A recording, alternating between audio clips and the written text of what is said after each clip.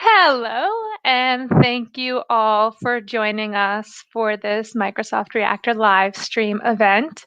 We're happy to have both JP Dennison and Christos Maskas joining us for this session. If you're not familiar, they run the 425 show on Mondays and Fridays at 11 a.m. Eastern Time. They are the identity advocates for the Microsoft Identity Division. So if this is a topic you want to explore further, definitely check them out. We'll share the link to their show in the comments soon. Today, they will be covering the first two modules of implementing Microsoft Identity. It's a free track from Microsoft's Learn site. If you're not familiar with it, definitely take advantage. It's a great resource. There's lots of different courses and track work that's all available, accessible online. I'll drop the link in for that learning course in the comments as well. This session will run for approximately 2 hours with time for questions throughout. Definitely tune in, tune out whenever you need to. We will be recording this session. It'll be uploaded to our Microsoft Reactor YouTube channel. And although the audience is muted for this session, do feel free to drop any questions or comments into the chat. At the conclusion of this session, I will be sharing our Reactor survey. Please do give us some feedback on what you thought of the session today. We use a lot of that information for future planning of our content Reactor streams. So do take advantage and submit one of those as well.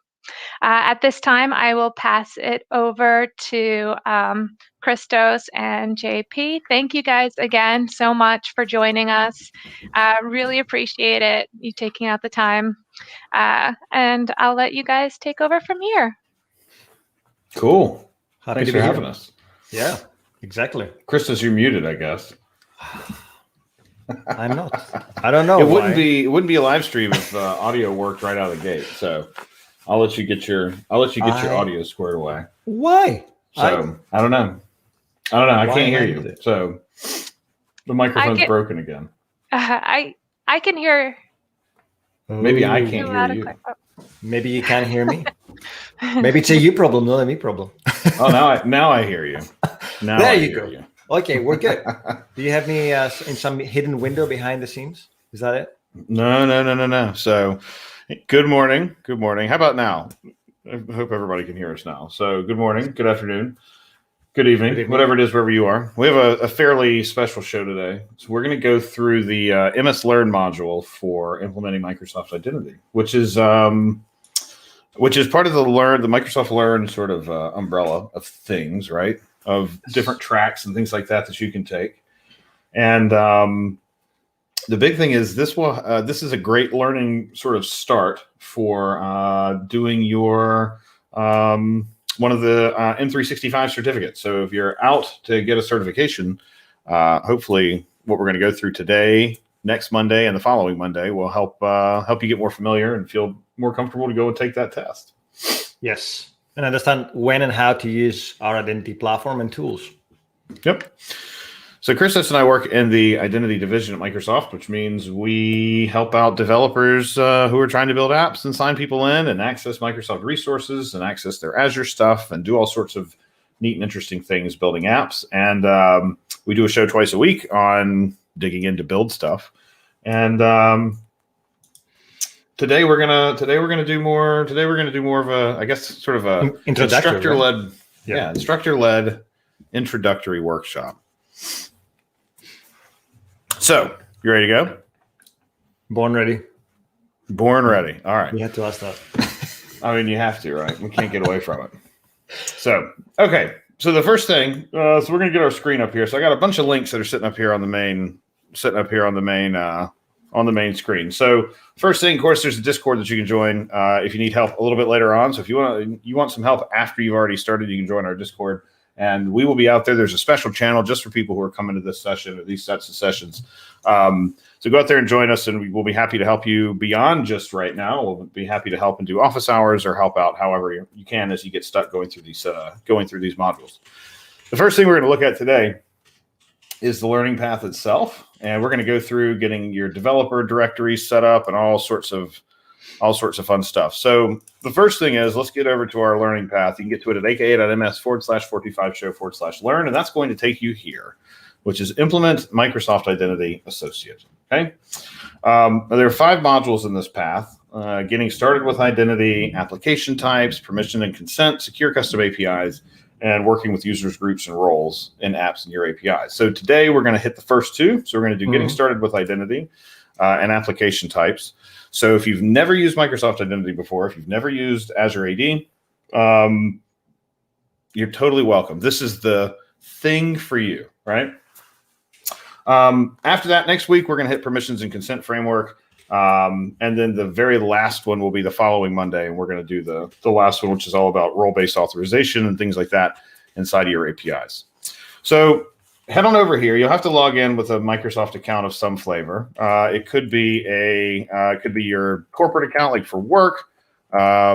It could be your like work or school account. It could be your personal account, like your Hotmail account or whatever. All accounts are welcome. So we're going to go over to this first link, this 45 Show Whack Learn link, and we'll get started here. And mine says continue because, of course, we've run through this a few times, but yours should say start. And so we want to start it up. And we're going to get started with this getting started with Microsoft Identity one here first. However, before we do that, if you don't have an Azure AD directory or tenant, you'll hear them called both. If you don't have an Azure AD directory, we need to go get one of those first. And so that's this link here, which is 45 Show Whack Dev ENV. So this will give you a free Microsoft E5 developer directory. So it's got sample packs of data and all sorts of stuff, but everything you need to do the exercises that we're going to go through, you can get with one of those free directories, and they expire after 90 days, and you can go in there and renew them. So you can renew them as long as you're using them. So in fact, they automatically renew, which is great. You don't even have to go and renew them. You'll get a notification saying your subscription has renewed for eternity. You don't have to do anything for that. Yeah. So you'll get if you're an MSDN subscriber, you get a free one forever too. So if you've got MSDN at work or Visual Studio subscription, whatever it's called now, I don't know if it's still called MSDN or not. But if your work or your school pays for Visual Studio Enterprise or Professional, you also get one of these free with your with that Visual Studio subscription too, which is pretty cool. In fact, that's what I use for my personal email. I don't know if I'm supposed to say that. You're not supposed to use it for production, I don't think, but whatever. We'll cut it out later. Don't worry. It's okay. It wouldn't be the first time. So anyway, so we're going to go over here first. If you do not have an Azure AD account that you can use, and preferably not one, if you don't have a directory that you have sort of total control over, you probably don't want to go through these exercises with the one at your office or at your work, for example, because chances are you won't have the right permissions to do the stuff that we need to do. So if you don't have one, just go and we'll go over. In fact, we can go take a look at this link quickly, and we'll see what's out there. So you'll find the Microsoft 365 Developer Program. Just bang on that big Join Now button, and you notice I've already got one here. If you don't have one, you'll have a setup subscription or add a new one over here, which is pretty straightforward. Choose your region, choose your country. I'm in the United States, so I'm going to choose the United States. I'll create a username. I'll just use my name. I'm going to create a domain, and we'll call this MS Reactor Learn. Demo. Oh, it's too long. Learn. I'll just call it MS Reactor. That way I can squat on that domain name for a while. That's how we make profit, people. We just squat on important names. And then give your account a password. And that's really kind of the extent of it. So this domain name, you want to remember it because you'll notice my username now is jpda@msreactor.microsoft.com. So this is the account that you're going to use to log in. So make sure you remember it, write it down. I'll put mine in Notepad. Password manager, please. So see, I'll never put mine in here because I always end up with a bunch of .microsoft.com stuff. Yeah, it's just I don't know. I don't need to go through 48 passwords every time I want to log in. Then you're going to have to put in your phone number. I guess I'll put mine in. Use the 877. Too late now. Too late now. So anyway, so I'm going to get a code. Let me go over here and get my code. You're going to have to put in a phone number. So that's one thing you have to do. Please don't put in my phone number because I won't tell anybody. I won't tell you what the code is. So you put in your phone number. And let's see, 25513. And you're going to get a code. You're going to want to use that code pretty much just make sure that you're human and that you're not out here spinning up tenants automatically. So I'm going to set up our developer subscription. And it only takes about a minute or two. And then once it's ready, there's a bunch of extra stuff you can add in. Excuse me. There's a bunch of other stuff you can add in. Like you could add in a bunch of sample data. So we have sample data. We call them sample data packs. And it's got like user data, mail data, SharePoint data, like files and stuff, email, calendar, all that sort of stuff. I would highly recommend the at least the user and the graph data, right? Because it helps you with subsequent tasks. So some of the things we're going to do this time around, we're definitely going to need users, and we are definitely going to need mail and events. Now, we won't necessarily need those today, but you will need them definitely for next Monday, because I think next Monday's sessions, we've got some stuff where we're looking at mail and stuff like that. So when you click the users button, and yes, to answer your question, Sahil, in a developer tenant, you can add a custom domain. I would warn you that if you add a custom domain and it expires, your custom domain will end up in purgatory, and you may never be able to verify it on another tenant. So if you do this and you decide to use your own custom domain name instead of the onmicrosoft.com one, just know that within your 90-day window, you need to remove it so that it can be used elsewhere.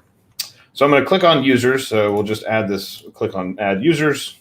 It's going to give me my username. I'll go ahead and copy that. Have your password ready. I can do that. So let me get signed in here. And I'll put in my password. And now it's telling me there are many, many permissions that are required here. It's going to read and write and have access to files. And this is essentially because it's going to be pushing a bunch of data in. Now, of course, if you just signed in with the account that you just created, then that's totally cool because there's nothing in there anyway. If this doesn't have the account that you just created at the top, we want to go back and start over, because that's going to end up being, that could end very poorly for you and for anybody who you're connected to. So make sure that the account that's up here at the top of this window is the same one that you just signed in with. So we're going to scroll all the way down and hit that accept button. And by hitting accept, we're going to let a bunch of things in the background go and start off. Now, we got to give a password to all of our shared users. This should probably not be your admin password, but this is the password that all of the sample users are going to have, right? So we're going to create 16 users. All those users are going to have licenses. They're going to have a bunch of fake data created. Their password is going to be the shared one that we put in right here, right? So make sure you remember it, write it down, do whatever, and type it correctly or type it the same way twice.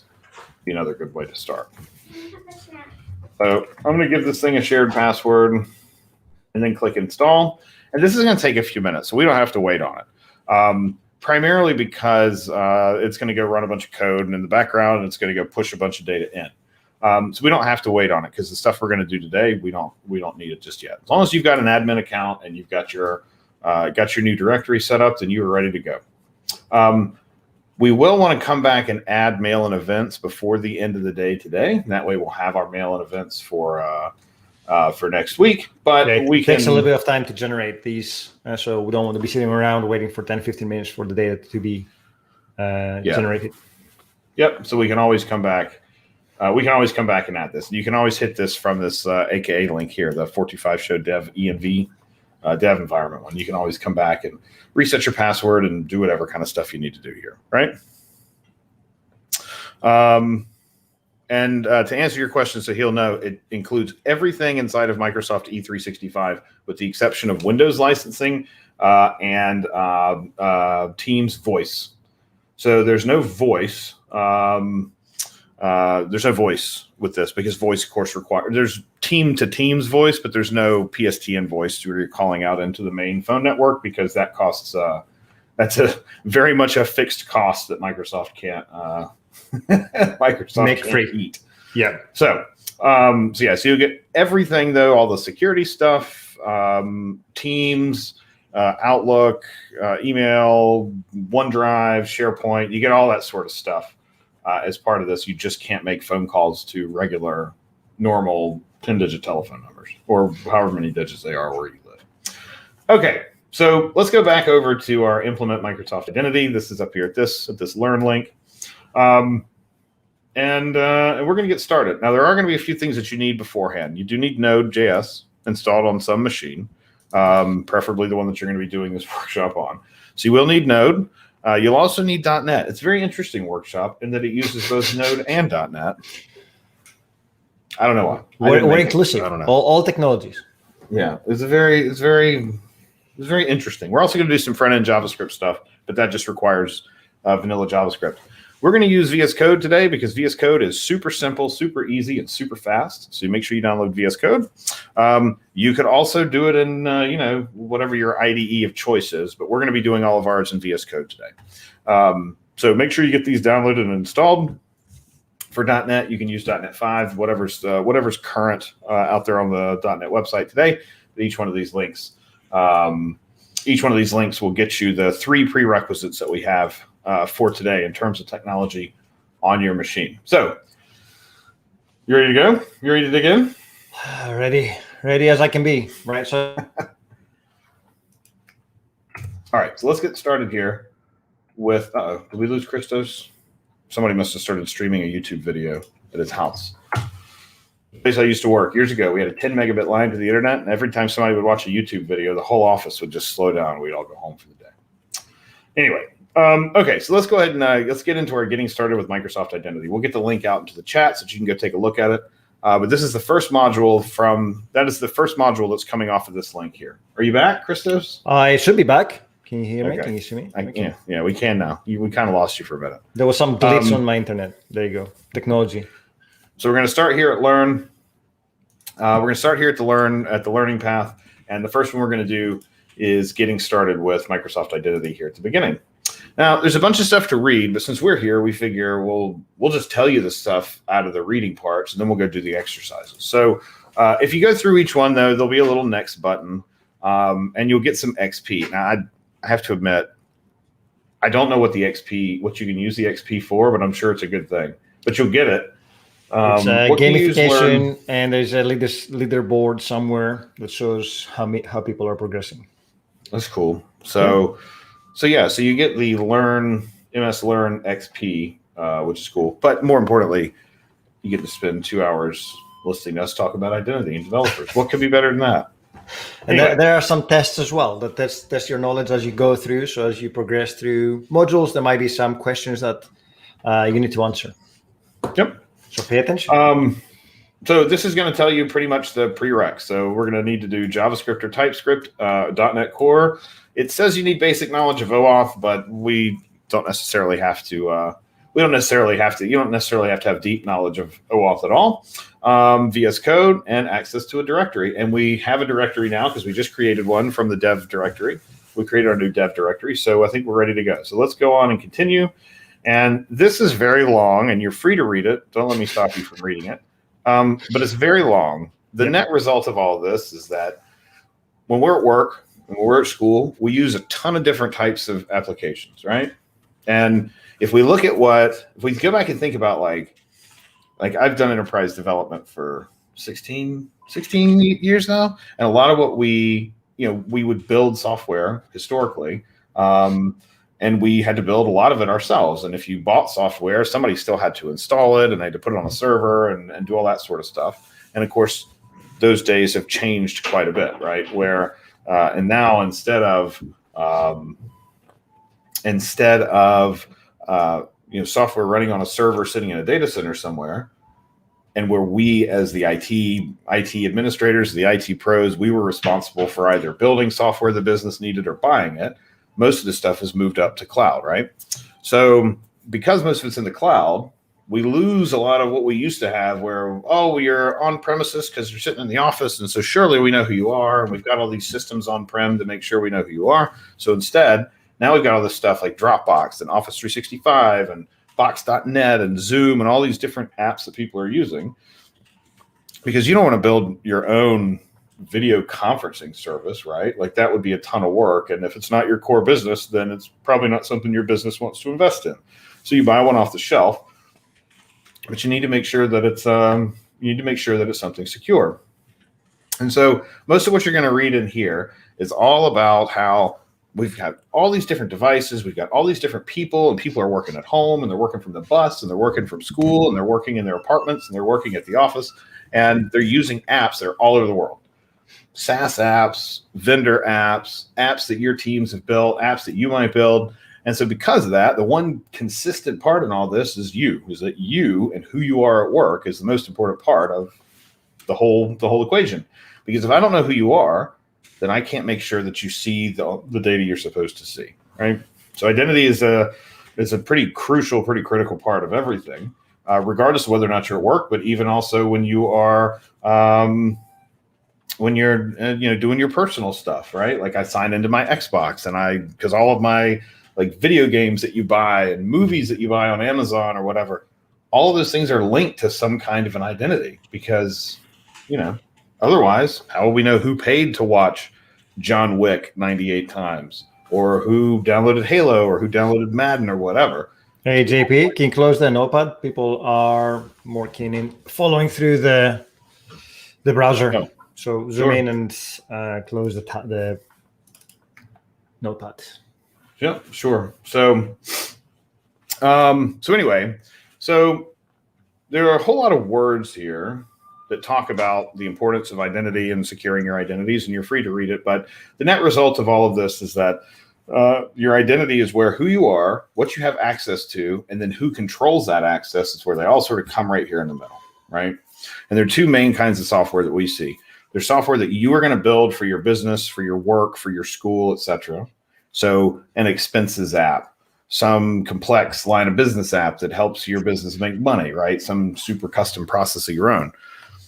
The other kind of software is software that you buy, right? So maybe you work for a company that builds software for other people to buy. And so both of those scenarios, they sort of are, they're similar, but they're not identical. Because if I'm building software for my internal users, that's very different than how I would build software for a lot of other people to use, where I'm selling that to them, right? But you still have the problem of, okay, well, how do users get access to various resources, right? Yep. So our platform is really kind of two different platforms. And one of them is all about work. So you're at work, you're at school. We need to know who you are, more of like I don't want to call it traditional, but kind of like a traditional IT environment. You're at work, you're on your computer, you're sitting at home and you're on your work computer, whatever. You need to sign in to work, right? And so by signing in at work, we're going to use just a normal thing called Azure AD. So you'll hear it called Azure AD. You may also hear it called Microsoft Identity Platform. But Azure AD is sort of the main directory, the main resource, the main repository of all your user data when you're using Azure Identity. There's a feature of that called B2B, which is all about, I need to invite users from other places to come and work with me. So if I hire you as a contractor to come and help me plan an event or something, I need you to be able to sign in and do work with me. And maybe we talk in teams, maybe we share some PowerPoints or whatever together. And so that's something called Azure AD B2B. We're probably won't get into B2B until close to the very, very end, but useful to know that it exists. And then the last one's B2C. And B2C is all about building software for the internet. So I'm using B2C. It's because I'm building an app I'm building the next Twitter. I'm building the next Uber. I'm building the next, some sort of app that the internet is going to use as a whole, not just an application for my internal organization. Yeah, my internal organization. Thank you. That's the word I was looking for. So once we have that, then we get into the resources themselves. And the resources are just things. They're things that exist in your directory. They could be people or users. They could be services that you build, like APIs that you build. They could be APIs that you're purchasing. So if you buy Office 365 from us, for example, you're going to get an API called the Graph, and that Graph is going to give you access, is going to be like a big API for accessing email and calendar and all that sort of stuff, right? So the resources themselves are all the things that hold data. They surface data, they serve data through an API, but they're ultimately all the things that are going to hold your business data or your customer data or whatever. And let's not forget Azure and Azure resources, right? That's a big component as well. It's the gateway to your Azure resources. So the other big one are policies, and policies are all about, well, under what conditions can you access a resource? So under what conditions can you access your email? Under what conditions can you access your calendar? That sort of thing, right? So by using these policies, we can say, well, this user is only allowed to access their email from a registered device. So I can only get my email on my cell phone if my cell phone is registered with my company or registered with my organization, so that they can put additional policies on it, like requiring a fingerprint or a face or something like that. But policies could be anything. Some of them are administrative in the sense of an administrator is going to go in and say, you require MFA for this. And some of them are going to be your app. So in some of them, your app is going to be, your app is going to enforce things. So your app might say, well, I only want users who are in a specific role to be able to see this part of my application or something similar, right? So some of that's going to be enforced on the Azure AD side of, well, have you done MFA or whatever? But other parts of that, your applications are going to be responsible for enforcing. So the next big part's all about OpenID and OAuth. Now, we've spent a bunch of time talking about OpenID and OAuth and other places, so we'll do kind of a quick primer on it for the purposes of what we need. But OAuth itself, if you're familiar with OAuth or you've ever heard of OAuth 2, OAuth 2 is all about how do I give access to a different party? How do I give this other party access to my data? So imagine you've built a phone app, a cell phone app, and you want to look at somebody's Facebook photos or something, right? You don't want to give that app that you've never used before that you downloaded from the store, you don't want to give that app your Facebook password because that'd be pretty dangerous. So instead, you sign in at Facebook and say, hey, this app would like to see your photos. Are you cool with that? And if you say yes, then now that app can see just your photos, right? It can't see your friends list. It can't see your other data, right? You think about like your Gmail or your Outlook.com email. It's the exact same way. I want this app to look at my Outlook.com calendar, but I don't want it to have access to my Xbox account too. And I don't want to have access to my personal Azure or to my email even. I just want it to have access to my calendar. So we do that with something called OAuth. And OAuth is called an authorization framework. So it's all about saying, hey, this app is allowed or authorized to access this tiny sliver of my data. Can't access all of it, can only access one little bit of my data. The problem with that is that developers were abusing those tokens and they were looking at them themselves and saying, oh, that means, so John gave me access to his inbox, so his name must be John, right? Abuse rather than use, yeah. Yeah. So there's a lot of we kind of laughingly call it access token abuse, where an application that you might be building that needs to connect to somebody's Gmail is looking at what the access token has in it, right? From Google. The problem is that access token isn't intended for you. It's intended for Google. So Gmail is going to get that token and say, oh, okay, I issued this and I am going to allow this and I'm going to return back mail for this specific user. It was never intended for your mobile app or your web app to say, oh, well, because the person's name is John, then that must mean that his name is John. Hey, John, how's it going? Right? Welcome up in the corner. So then enter OpenID Connect. OpenID Connect was a way to say, when a user signs in, not only do I want to get access to go do something, not only do I want to get access to access, John's mail or his calendar, but I need to know who he is too. I want to know his first name and his last name and maybe his email address so that I can put them in my database or put his name up in the top corner of the screen or whatever. And that's what OpenID Connect is all about. So OpenID Connect was a way for us to sign in a user and know who they are in our app. And then OAuth is a way for us to access their data in a different service, right? That's probably about all we're going to talk about those, at least for now. But you'll see, you're going to see both of these over and over again throughout the next few days. ID tokens, of course, there's some stuff here you can read about ID tokens and access token. How do you obtain one? Blah, blah, blah, blah, blah. We're going to be obtaining some here in just a moment, so we really don't have to worry about this too much.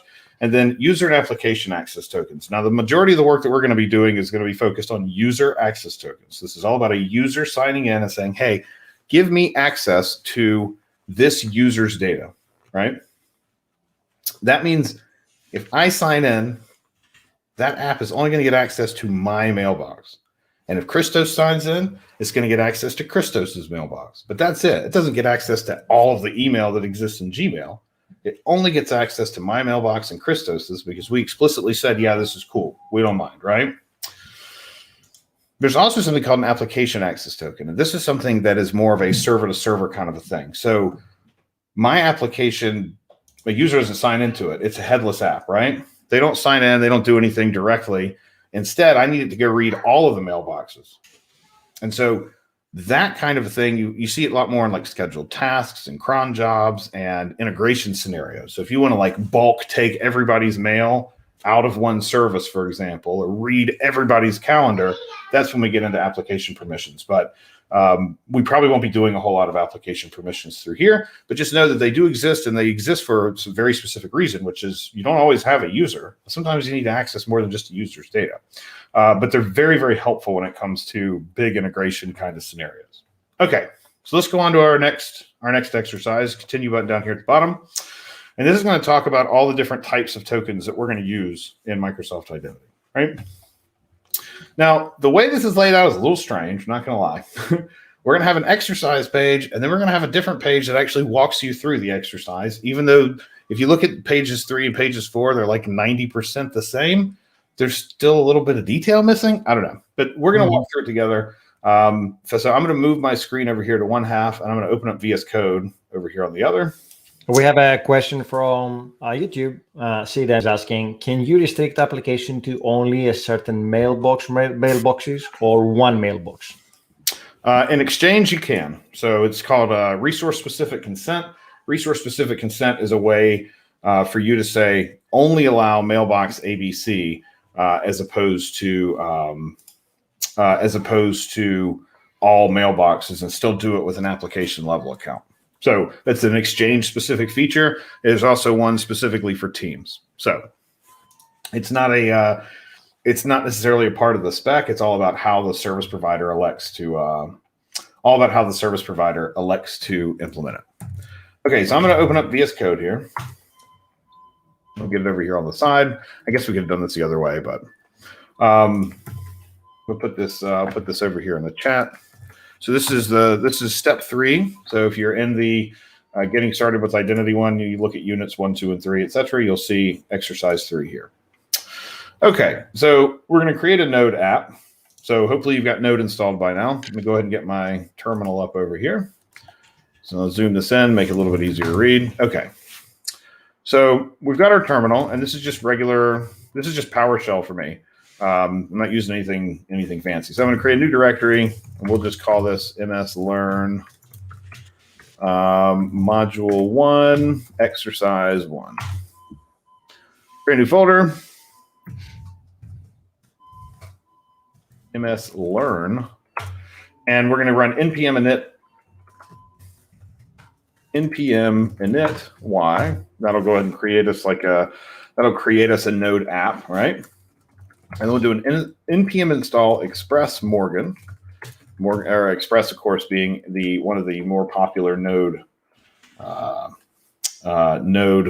web servers. So, okay, so we've got our Node created. If we were to go look at the directories, you'll see there's a Node modules folder, and we've got our package.json. That's really about all we need right now. So now we're going to open this up in VS Code. I guess I shouldn't have opened code already. So you can just do code period, or you can open VS Code and navigate to the folder. So we're going to put code over here on the side, and we'll zoom this in a little bit. And so you'll notice all we have right now is a Node modules folder, package lock, and package.json. So the next thing we got to do is we got to create our server file. So we'll add a new file. You can use this, and we'll just call this server.js. And for the purposes of this exercise, it is quite literally copy and paste. But we'll look we'll look and see what this code is actually doing. I'm going to collapse my thing here to make a little bit more room. So you'll notice all we're really doing is pulling in Express and pulling in Morgan. We are setting a specific port that we're going to use and that we're going to be using to run our app. And then all we're saying in this one is any request should always return back an index file. Of course, if you notice, we don't have an index file yet, so we've got to go remedy that. So this is in a file called server.js. It's just right underneath the main sort of trunk or the main root of your directory. So let's go and get our index. So this is our index file. So we'll add a new folder add a new file called index.html. And index.html is going to have a bunch of stuff in it. And we'll go through that here in just a minute. But primarily, we've got a button at the top with a sign in. You get a little welcome message, and then we've just got a place for us to go and dump a little bit of code. Now, there's a bunch of code here for dealing with if somebody's using Internet Explorer. So, because if they are, then the way some of our libraries work is a little bit different. But we really don't have to worry about that too much as of right now. This one here on line 27, this msal config. So msal is our primary library for interacting with Microsoft Identity, and msal is something that we are going to have to go and that we're going to have to start working with. That's how we're going to sign users in and get tokens and whatever. And we're going to be coming back to this. So remember line 27, this block from 27 to 37, because we're going to be back here in just a minute. So next we've got our graph configuration. We're going to go call the graph, which is our big API for getting user data. We're going to call the graph, and we're going to get back me. And me is just that. It's just what's a little blurb about me, my basic info. We're going to go and get that. And then we've got a couple other things down here. And you'll notice these two to-dos. We've got to add some code and add some functions that we're going to do next. So we'll scroll down through this. And now we've got a few functions that we've got to add. Some of these are kind of like helper functions. Some of them are actually going to be doing a little bit of work, but we'll go ahead and start adding them in. So this is the first function that we have after our index page. And this one goes in right here above this function. So this was called update user interface. Update user interface is, you can kind of think of it as a helper, because if we take a look at what it's actually doing, all it's really saying is welcome username. So it's going to say welcome whatever your username is that comes back from the graph. So this is kind of like a helper. And then there's also a sign out button, so we can sign users out. So there's not really a whole lot of complexity here. So let's keep going down, and we're going to get to this big sort of gnarly looking one here. And we'll just put that underneath update user interface. This one is called acquire token and get user. And this is where we're going to be doing, quite a bit of work in this method. And this is really where most of the magic's going to happen. So if we look in here at this acquire token and get user function, the big one we're getting is, first we're going to try to find our account by username. So we're going to try to find an account that we know is already signed in. So that's the key is, well, has this user even signed in or not yet, right? So we're going to try to find one and see. And if we do have one, we're going to do what's called an acquire token silent. Acquire token silent, this pattern, you'll see this in all of our libraries. So anytime you're using MSAL or Microsoft Authentication Library, you may have heard of its predecessor, which was called ADAL for Active Directory Authentication Library. Anytime you're using MSAL, this is going to be the pattern, which is we're going to try to get a token silently. And if we can't get one, we're going to catch the error, because it's going to throw an error. And then we're going to do one, and in this case, it's called a pop-up. Now, you could also just redirect a user. But this pattern of try to get it silently, catch the error, and then do it with a pop-up, you're going to see that pattern everywhere, right? So what we're going to do is, if we do get a token, then we're going to go call another function called get user from MSGraph. If that doesn't work, we're going to go try to do this through a pop-up where we sign the user in, and the user says, cool, I want to allow this. And then we're going to go get the user data. So we're still doing the same thing. It's just a matter of, do we have a token, has a user signed in or not? And if they have, let's just go and get their data. If they haven't, we got to ask them to sign up, and then, ask them to sign in, and then we're going to go and get their data. So let's see get this one back over here a little bit. So let's see what's next. So now the next one, this is for what's called a redirect. So we're not going to do redirects today, but you can do redirects, and you'll notice in some cases redirects work a little bit better. They can be a little bit more reliable depending on the application you're trying to build. So we're going to add it again right up here. This goes in our code block up at the top. So you'll notice line 52, we have this add code before this line. We're going to put this one here on 51. Yours may be a little bit different, but should be close to 51. Now, what this is doing is saying handle the redirect promise. So if you think about an app that's running, when we go to sign in, we're going to get redirected somewhere else. Like we're going to go over to Azure AD and sign in, totally different website. So what happens is by saying handle the redirect, we're pretty much going to say, hey, just know when I go to sign a user in, they're going to get redirected over to Azure AD. And when they come back, we need to process and essentially be expecting what they're going to come back with. So that's the whole point of handling this redirect, is that if we elect to send a user down a redirect path, then we're going to need to make sure that the application knows, hey, user is going to be coming back. We need to handle them when they come back. So this just goes up here in the code block up at the top. We're not going to be using redirects today, but if for some reason you have issues with the pop-up and you want to use redirect, we can change it down here in this login type and some of our configuration that's up higher. One thing I will say about the pop-ups. In Chrome, if you, this seems to be in Chrome, may also be in Firefox, but I know that in Chrome and Chrome-based browsers, things like Edge or whatever, you'll notice when certain applications, when you get to them, certain sites, you may have a pop-up blocked immediately. And sometimes that's because it's trying to sign you in. Usually sign-in needs to happen based on a user action. So there's a specific type of user action, like a user clicks a button, they click a link, they do something inside the app. That can trigger a pop-up that does not get blocked. But if you just try to do this if you just tried to like do it on load, for example, in many cases they get blocked. So just something to keep in mind, that pop-ups don't always work. And since we're working in an index.html file right now anyway, this is all happening on the client side. Okay, so so we've got our redirect handler here. Now the next one is our get user from MS Graph. So this is the function that they were referencing a little bit earlier. So let's just put this right above or right below our acquire token and get user. We'll just put this right down here. And what this method's going to do is it's going to make an JSON, or excuse me, an XML HTTP request, so an AJAX request. And is AJAX still what people call it now?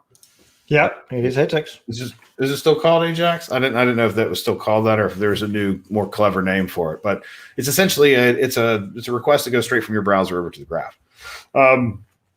So we're gonna make an XML HTTP request over to the graph, and just a few checks here to make sure that that was a valid response, etc. And then the big thing you'll notice is we're going to be setting this request header.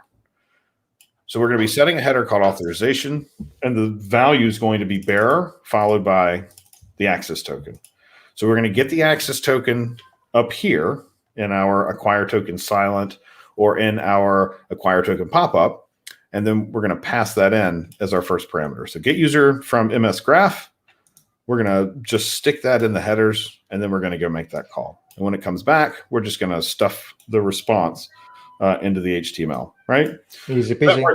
That part's fairly straightforward.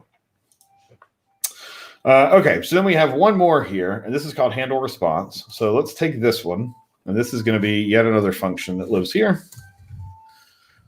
There are actually quite a few of them here. So handle response is all about handling the fact that you have signed in. So this is another sort of redirect related task. We have sign in. So our sign in function is just that. Let's go sign the user in. And all it's really doing is making a couple checks to see, oh, have we configured it for pop-up? If we have, then let's do a pop-up. If we haven't, then let's do a redirect instead. That's all our sign in button's doing. And our sign out button is really just calling logout on this MSAL application object. So it goes and finds our account with this get account by username. And logout is the logout just essentially clears the cache. So it says, oh, these users who were signed in before, I want you to just throw out any of the data that you already know about. Excuse me. Okay. So our code is mostly done, but you remember we talked earlier about line 27. So I'm going to scroll back up over here to line 27. And up here, we have these three values that are right now empty strings. Client ID, authority, and redirect URI. Now, because of this, this isn't going to work because we need a client ID, we need an authority, and we need a redirect URI. Yep. Now we need to go and register an app over in Azure AD. So let's get a new browser window open here. So we explain what an app registration is. Are you going to do this as you go through? We'll do it. I guess we'll do it as we. Go. Okay. Let's see. Let me change my theme. I think it might be hard to read. Let's see. Let's do. We'll just. Actually, I guess I could probably do a light one, right? Do we have a light one? You should have a default light one. I think that would be a good idea. Since we're not using the full screen. Interesting. It's the first time that we had this kind of comment. Yep. Whatever. It's fine. Okay. Thanks So for we can get back to our developer thing. If you remember the name of your thing, you can actually just go directly to aad.portal.azure.com. There's a link inside of the learning path itself. So you go to aad.portal.azure.com / the name of your directory. So in my case, msreactor.onmicrosoft.com. And when you go there, you'll be signed right in. Now, if you aren't signed in, then it'll be a little bit. You'll have to sign in with the accounts that you already created. But you should get to what's called the Azure Active Directory Admin Center, right?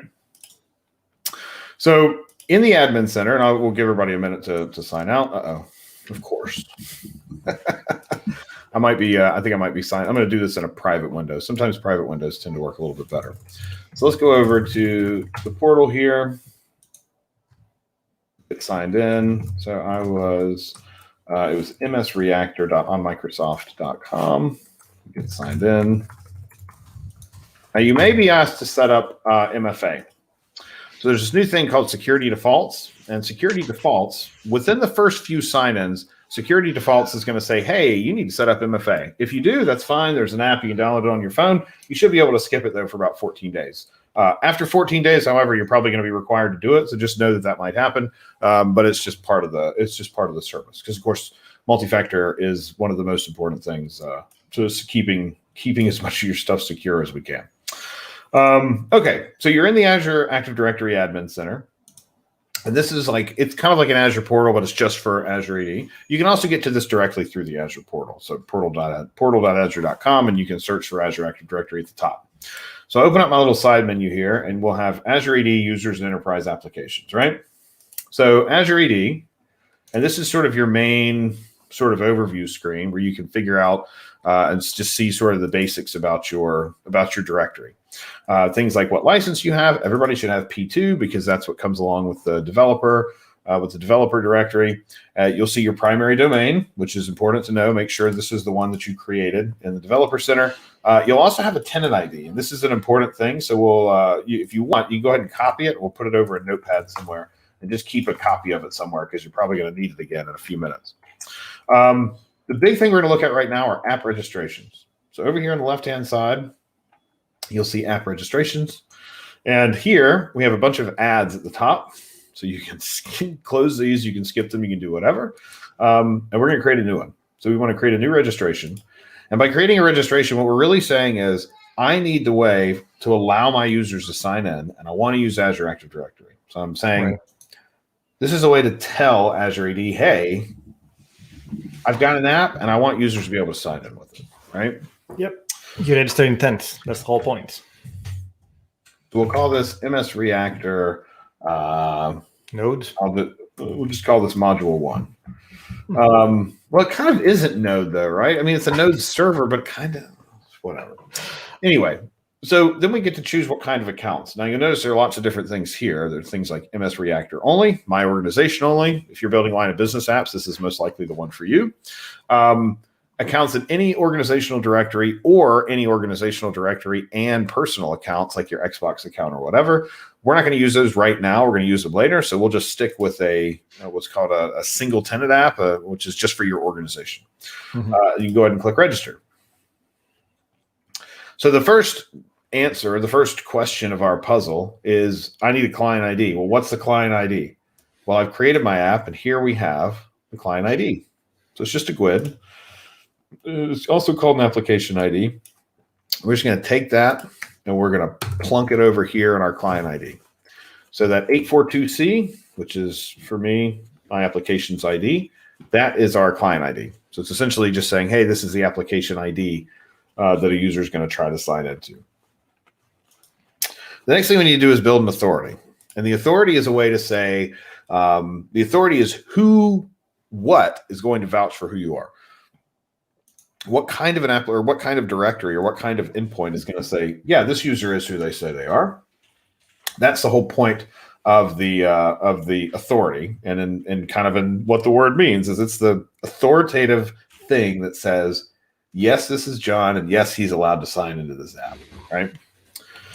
So in order to build an authority, we're going to copy our directory ID, this tenant ID, and we're going to come over here and type in https login.microsoftonline.com / our tenant ID. Is there any place where people can go and find that information if they don't remember what that is or where it comes from? So it should be, if I can find my browser window here, it should be in the exercise itself. So in the exercise itself, so we did a new registration, blah, blah, blah, blah, blah. That all looks good. That all looks good. We're going to come back and do this here in a minute.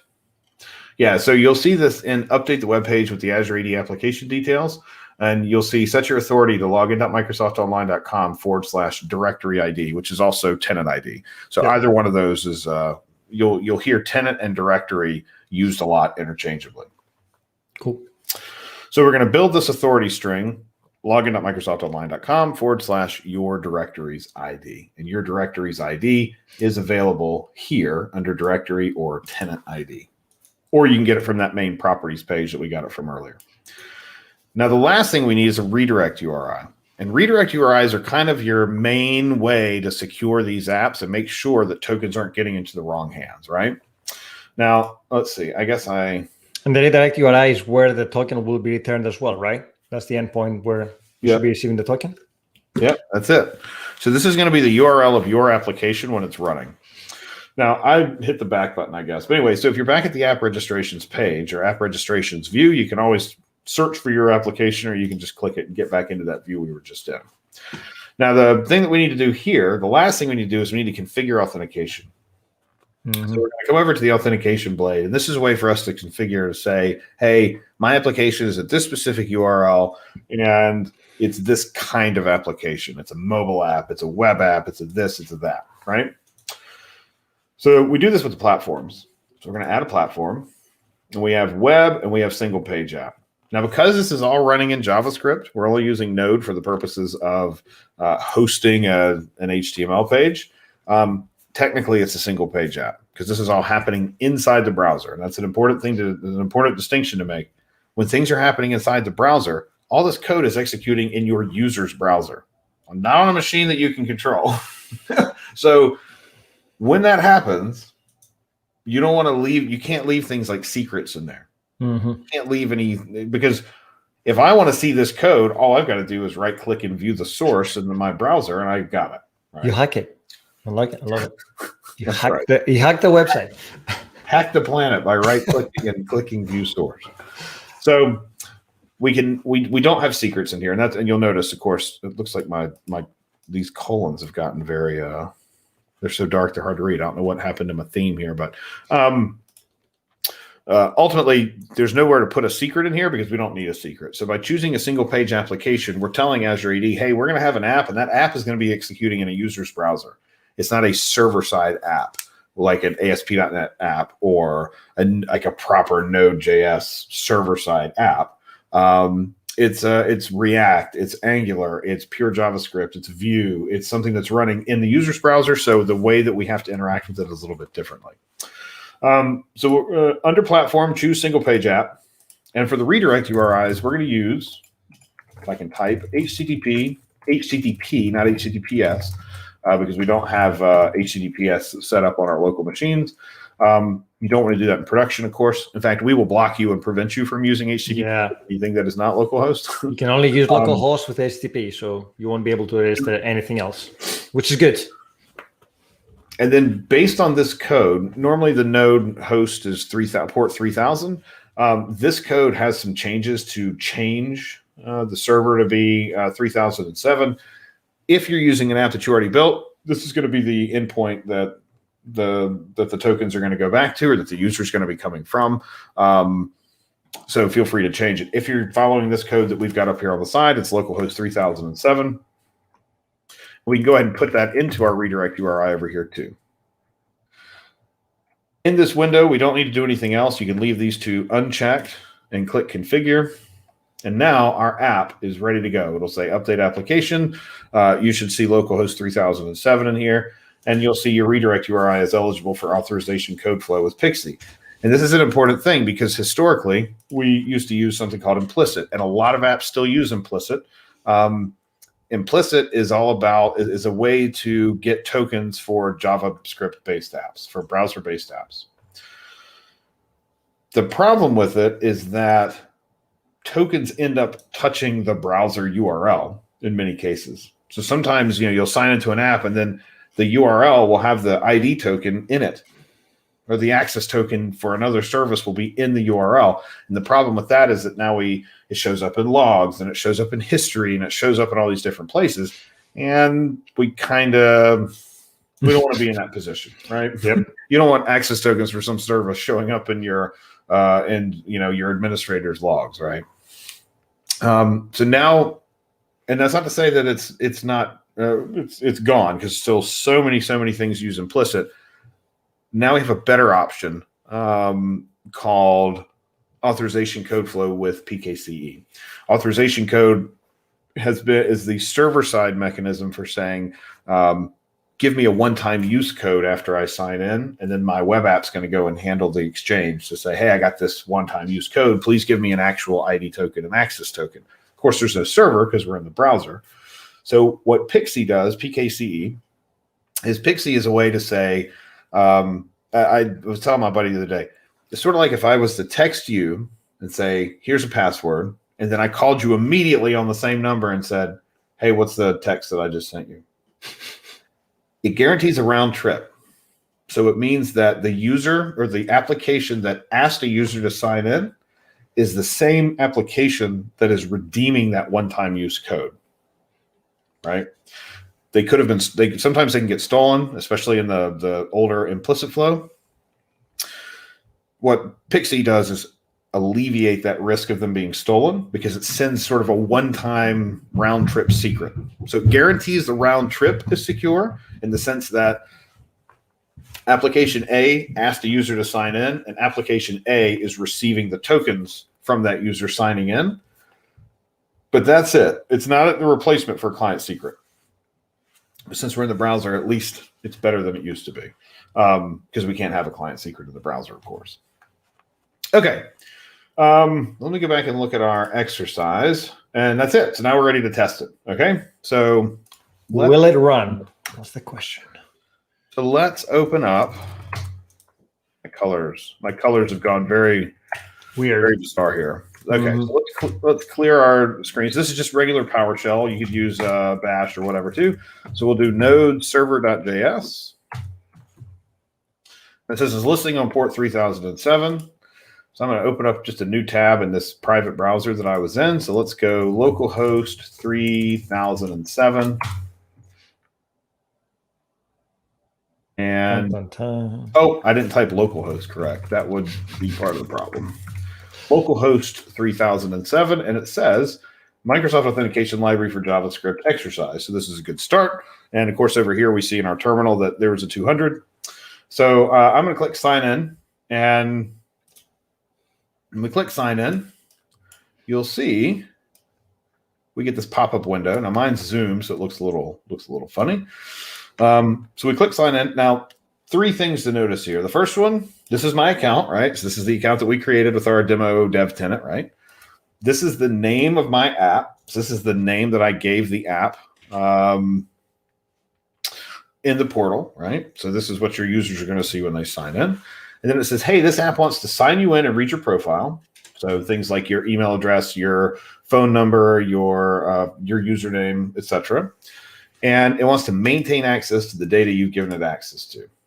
And that means it essentially means the app can get what's called a refresh token, which is a long-lived token to go back and get more short-lived access tokens with it. We'll talk about tokens more in a bit. So this is what's called consent. So at this point, the application is saying, hey, user, I want to do these things for you. Is that cool? And the user says, yeah, that's cool, by clicking accept. Now, the user could also cancel it. The user might say, hey, you're asking for way too much here, pal. I don't want to give you this level of access. So user could always cancel, and then you don't get permission. You as a developer don't get permission. But these are pretty basic. Sign me in and maintain data, profile. Cool, okay, fine. So I'll click accept. So that happens, and then very quickly, the pop-up closes, and you'll notice it has my name up here at the top. And then it's got just a blurb of JSON. So it has like my user ID here down here at the bottom. It has my what's called my user principal name, my last name, my first name, my job title. Of course, none of this is filled in because it's our demo tenant. But it, just has the basics, right? My business phone, which I have no idea what that business phone number is. I'm guessing that goes to sales or something somewhere. But so that's it. So at this point, we've signed a user in, and we called an API. So we signed the user in, and we called the Graph API to get their me data, those /me, which is just me, right?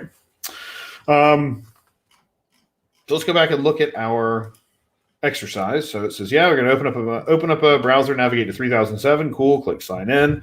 All that looks good. We saw that kind of a window. That looks good. And then we saw the expected data. Yeah, and there are a couple of questions at the bottom, so maybe take 2 minutes to fill this in before we move on to the next module. Yep. So let's take 2 minutes to fill those in. I'm going to go grab a new drink and fill in these 2 questions, and then if you have any questions, and then we'll be ready to go in in about 150 seconds, 2.5 minutes.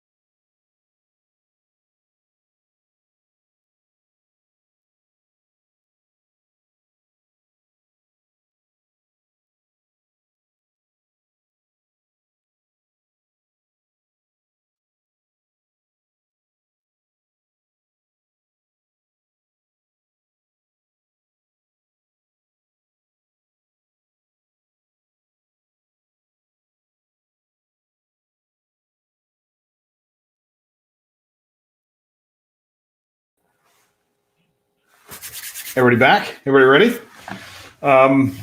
Be honest. I don't really like the way these questions are worded because I think they're worded in a not terribly they don't seem to be worded in a way that makes it easy to answer. You know what I mean? You're muted, by the way, Christos. I am indeed. Thank you. So let's see. Which of the following statements about ID tokens is correct? ID tokens contain basic identity information about the current logged in user. That seems correct, but who knows what the other two are going to say? ID tokens can be submitted in an authentication request, so that's false. To prove the identity of the user. Well, an ID token isn't necessarily used to prove their identity. It's used to prove their identity to you, and that's what I mean. Like, these are not very. These are well worded. Yep.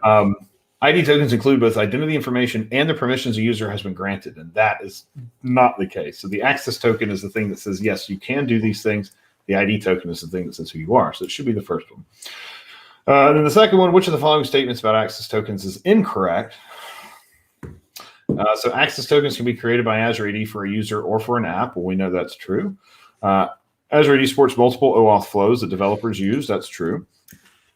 And access tokens are submitted by the application to the identity provider to request permissions to a resource on behalf of a user.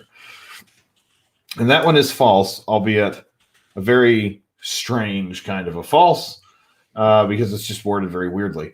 But the access tokens are not submitted by the application to the identity provider. One application calls another one, so it makes an API call, etc., with that access token and has the permissions to be able to go and access it. Yep. So it's worded a bit weird, but whatever. So we'll check. Who knows? I could actually have been wrong. Oh no, I was right. Okay, good. So you pass. You can go to the next module. After going through these a couple times, it's kind of like, wait a minute. Like some of the questions. Question yourself, right? Yeah, you're kind of like, wait a minute, what am I doing here? Okay, so I'm going to make my window big again, just so it's easier to read. So let's get on now with Unit 4 of 8. So this is all about account types in Microsoft Identity. So this is all about the different kinds of accounts that you could be able to use. And we talked about this a little bit in terms of what kind of account or what kind of app are you building? Are you building an app for people at work or at your school? Are you building an app like an internal app? Are you building an app that you're going to sell to other organizations? Like, are you going to build the next Dropbox or something like that? Or are you going to build an app for consumers, for just people, like individuals on the internet, right? And not every app fits really neatly into that. A lot of times you get a lot of overlap where you might be building something like a Dropbox, a perfect example, or OneDrive. There's a OneDrive for individuals, and there's also a OneDrive for businesses, right? So sometimes apps sort of span multiple ones of those. But the key is, who is my audience? And from there, then we can start to drive, okay, cool, what kind of application do I need to build? So there's single org, multi-org, and personal Microsoft accounts. Those are our three main account types. And the first one are single tenant apps. And so this is the expenses app, the internal project management app, or something like that. This might be something that you've built for your business or whatever. So the single tenant apps are just that. They're only for people who are in your organization. They're the only people who can sign into it.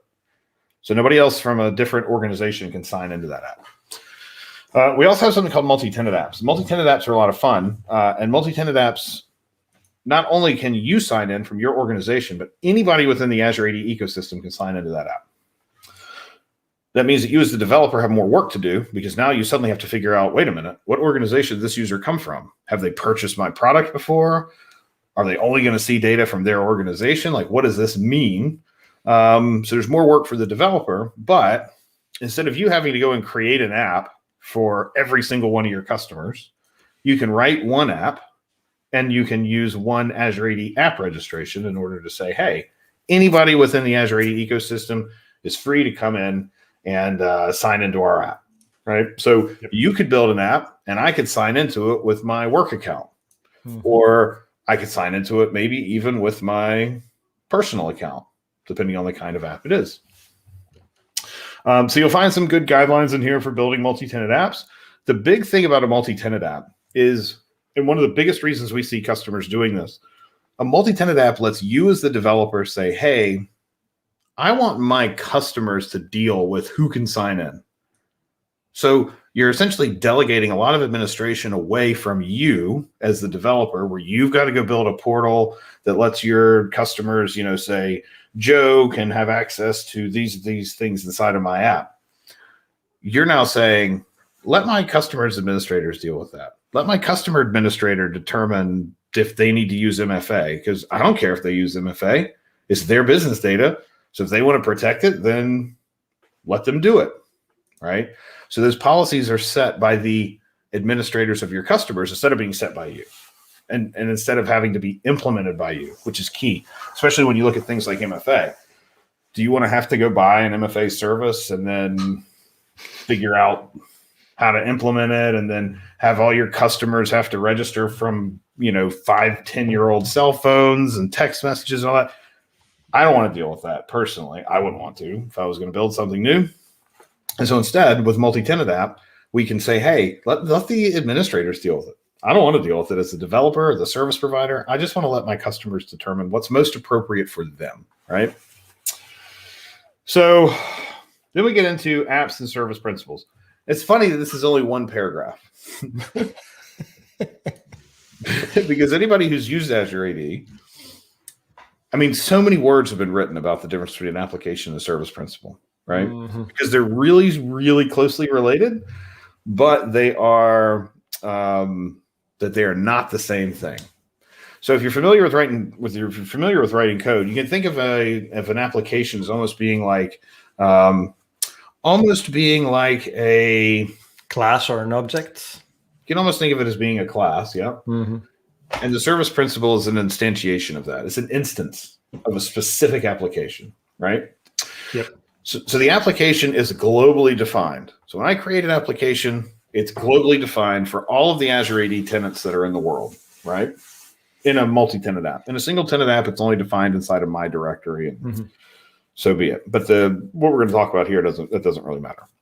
The service principal is a specific instance of that. In a single tenant app that's just for your internal use, it doesn't matter because they're identical. The things that are on the service principal are going to match the things that are on the application. The app IDs are going to be the same, etc. However, when you're talking about multi-tenant apps, the multi-tenant apps themselves, the application is defined once in your directory, but the service principal, a new service principal is created in every single directory that uses your application. So if you have 5 customers and all 5 of those customers use your app, you're going to have 5 service principals that are in their directory. Now, you as a developer don't need to worry about that because Azure AD handles all of that for you. So it handles the fact that I'm signing into app 123. It handles the fact that, well, that's actually service principal 456 in customer one's directory. So all that sort of complexity is handled for you. But because of that split between the two, that's the thing that lets your customer administrators deal with. That's fine-tuning. Customer administrators deal with that delegated administration.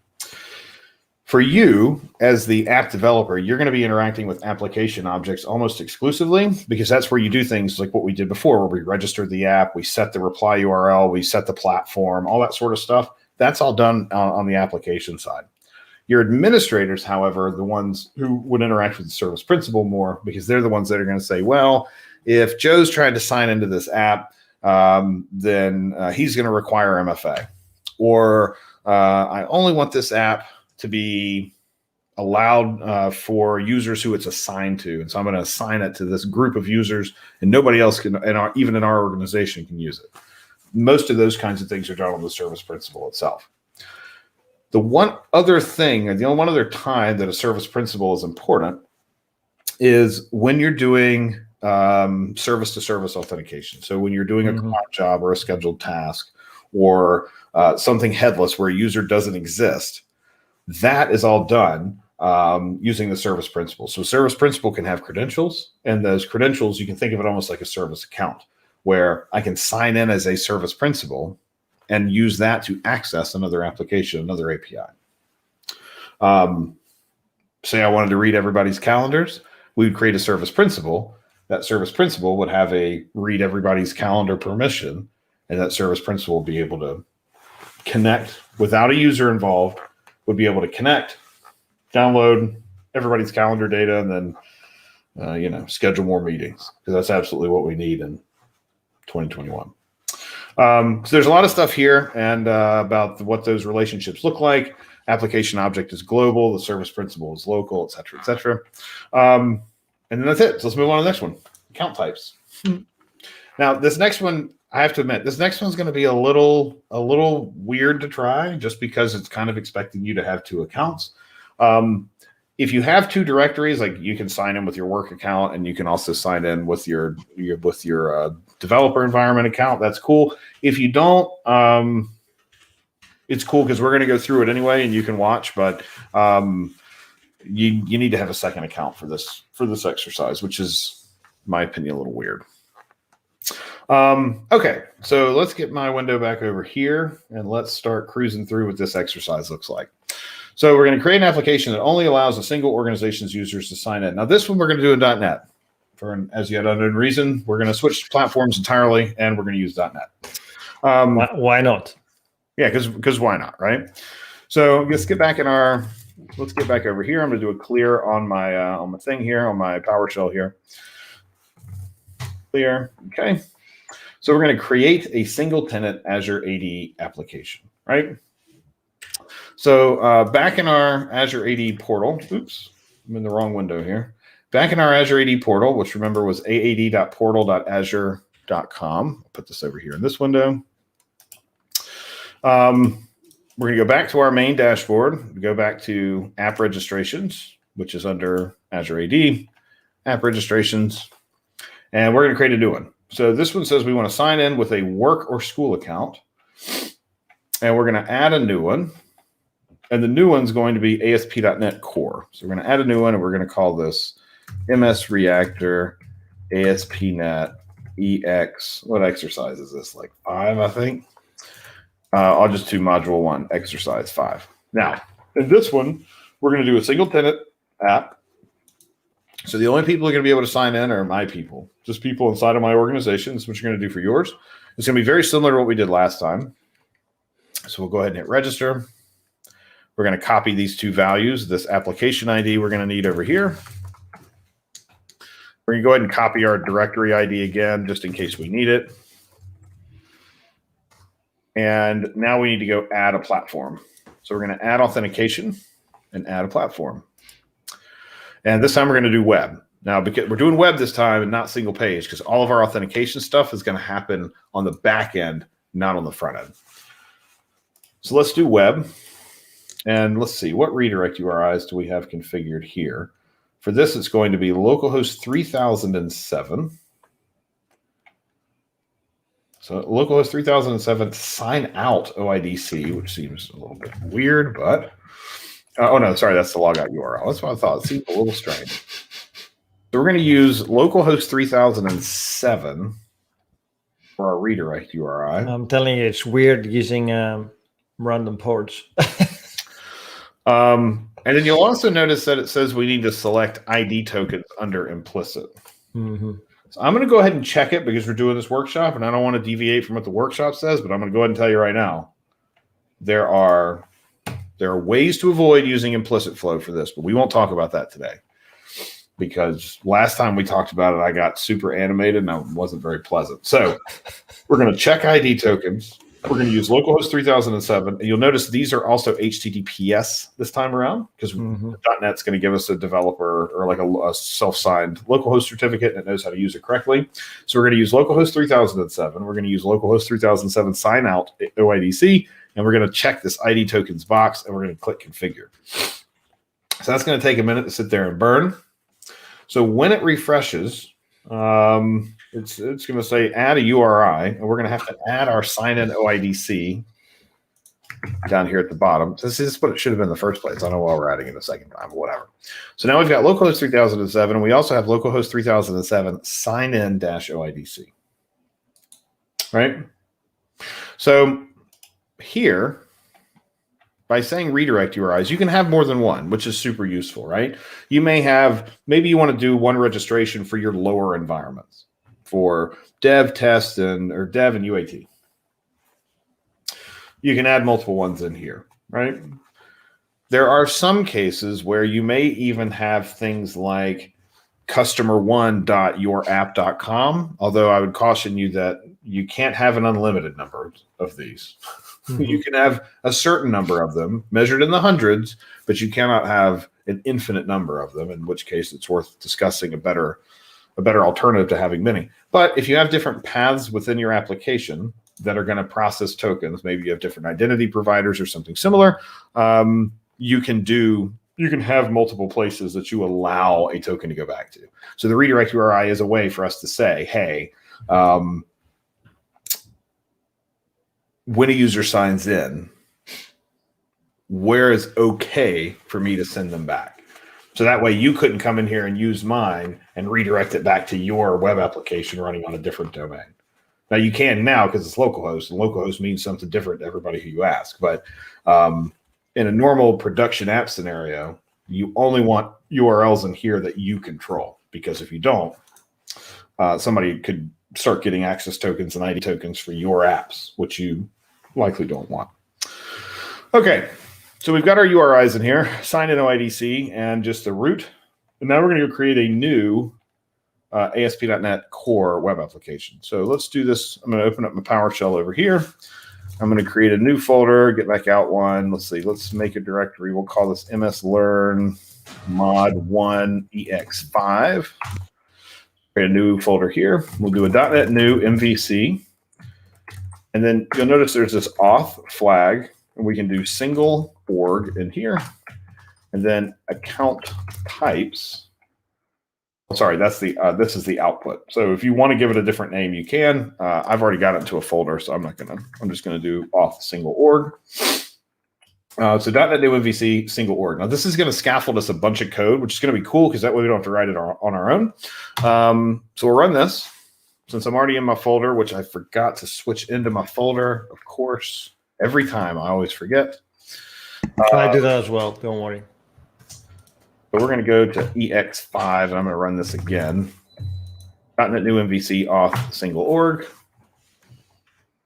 This is why you use the O, because then it creates a folder for you instead of relying on you to make a folder. Try to get too clever, and this is what happens. Okay, so it says the template ASP.NET Core web app MVC was created successfully. Cool. So now we're here. So let's do a code period, and we'll get our VS Code back up. Ooh, it has new colors this time. It's almost like every time I open it, the colors. Okay. Keeps you on your toes. So if we look at our thing, we look at our app, it's a super basic ASP.NET Core MVC app, just regular home controller, index privacy, etc. Nothing too crazy there. Now we're going to have to go over here to our app settings.json. We're going to make a few changes. So let's see. So this is going to tell us, this is telling us the stuff that we need to do. Looks like we're on track. So if we look at our code here, this is in app settings.json. It should have been generated automatically by using that single org flag or that auth single org flag. This gets generated automatically. So login.microsoftonline.com, we can keep that. The reason that we declare that instance there is because if you're using a sovereign cloud like Azure AD Government, if you're using something like Azure AD Government or Azure Germany or Azure China, your instance will be different. But if you're using regular Azure AD for global that anybody can go and buy with a credit card or whatever, it's going to be login.microsoftonline.com. So our domain name, that's our Azure AD tenant name. So mine was msreactor.onmicrosoft.com. And then we need our tenant ID. So the tenant ID, that's the same as your directory ID, which we copied out earlier. And we'll go back and you can get it from a certain place. Our client ID, that's our application ID that we copied out a few minutes ago. We'll put that in here for client ID. And then our callback path is signin-OIDC. Now, you don't have to have any code at this specific path. By setting it here in the callback, ASP.NET is going to wire all that up for you. So we get our domain, which is just our Azure AD directory name that we had earlier. If you don't have yours anymore, or if you lost it or you forgot it, it is easy to get back to. So it's here in your developer subscriptions. it's also in your directory itself. So in the Azure AD Admin Center, you can always go back to your dashboard, and it'll be right here at the top. So mine is msreactor.allmicrosoft.com. It's also in your overview right here. So it's virtually, you can't escape it. It's on almost every window. Five places. Your tenant ID is also right here as well. So let me get back to my app registration. This is our ASP.NET one, and we'll get this one back out of the way. Okay, so we've set up our things. So this is our directory ID. This is our client ID, right? This is our application ID. And then our callback path, we want to keep that at sign-in-OIDC. Now, the next thing we have to do is we have to go make some changes to the ports because for whatever reason, we're using 3007. 3007. Yep. I couldn't tell you why. But we are. So that's in properties. If you want, you can also required assets to build and debug are missing. If you want to add them, you can go ahead and do that now too. That's just going to add a VS Code folder to your project. So in properties launch settings, here we'll see IIS Express, and we want to change the application URL for IIS. So this one here, IIS Express application URL. We're going to change this to localhost 3007. You also need to change your. Wait a minute. Where's the? Yeah, do you not need to change the second one as well? Like the mslearn module 1 _ x5 because you'll be running under Kestrel, right? You won't be using IIS Express. Yeah, we'll change that one too. Cool. So we're going to change the IIS Express application URL, and that's going to be HTTPS localhost 3007, not just HTTP. We're going to change our SSL port here as well. I'm going to go ahead and change them down here too, because I don't personally really like. I don't really like IIS Express, and so I'd prefer not to use it. So instead, you can also change down here application URL. IIS Express was going to be a VS Visual Studio thing anyway. So I don't know. It is a Visual Studio thing. You can't run from the command line on IIS Express. I don't know why it wants to make it change. Whatever. And we can delete the HTTP one because we don't really need it. So we're going to use HTTPS localhost 3007. You can go ahead and set your IIS Express one. So if you're using Visual Studio, you could set that one here.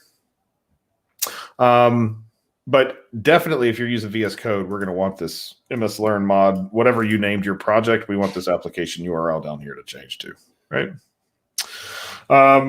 Okay, so then the last thing is, it looks like we're going to add some code to our index.cshtml file. So just in our main home view. Now, before we do that, let's go take a really quick look at the startup, because again, most of this came in by virtue of the template. So if we go look at the startup itself, there are a couple of things that you'll notice in here. Primarily, we've added authentication, and we've also added Microsoft Identity Web App. So there's a library called Microsoft.identity.web. That's our newest .NET way to get Azure AD enabled in your application. So if you want Azure AD sign-in, you can use the template, or you can download the NuGet package and just use it this way, right? Mm-hmm. Then we have add controllers with views, which is just, again, part of the template. And it's going to have this authorization policy for requiring an authenticated user. Now, all this came out of the template. We didn't have to write in this code ourselves. This just comes out of the template. So our authorization policy right now is to require everybody to authenticate. So you can't see any of the app unless you've signed in first. And then we're going to add that filter. And then the last one is we're going to add Microsoft Identity UI to the Razor pages when we add that into the services collection. So that Identity UI package has all of the controllers and views that are required for redirecting you to Azure AD and for consuming what comes back, things like that sign-in OIDC path. All of that code, the log in, log out, those controllers and views are part of that assembly.